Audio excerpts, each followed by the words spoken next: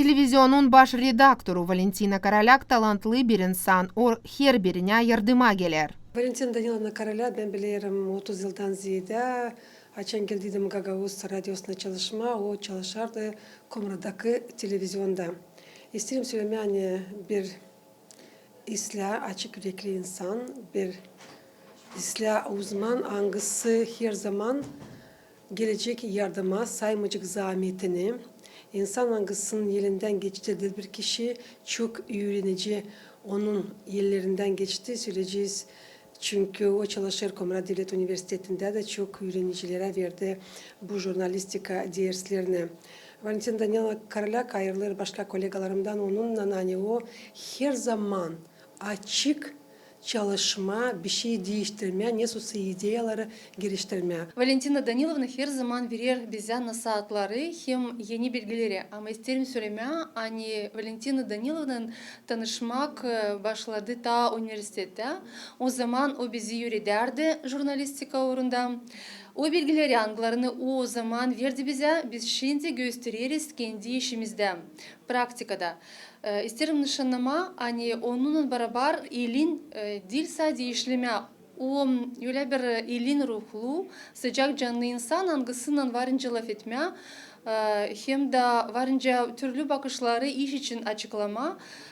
Çünkü hepsi bu işler sadece fayda getirirler hem bize hem GRT kanalında. Her zaman işimiz olsun başarılı hem bizim bu büyük aileye isterim sadece anlaşmak olsun. Valentina Danilovna jurnalistika uğrunda işler Komrat Televizyası'nın kurulmasından. Я на телевидение пришла, когда мне было всего 21 Bütün benim yaşamam год. bağlı televizyonun. Вся Bu моя benim yaşamam, трудовая benim işim, деятельность benim связана с ailem. телевидением.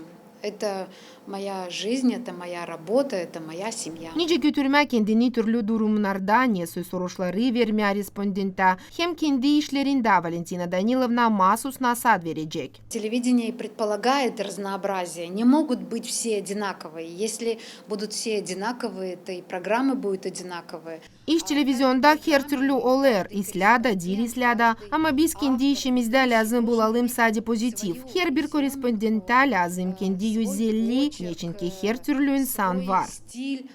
Это очень важно, и здесь меня окружают именно такие люди, потому что они разные, поэтому ГРТ и интересные.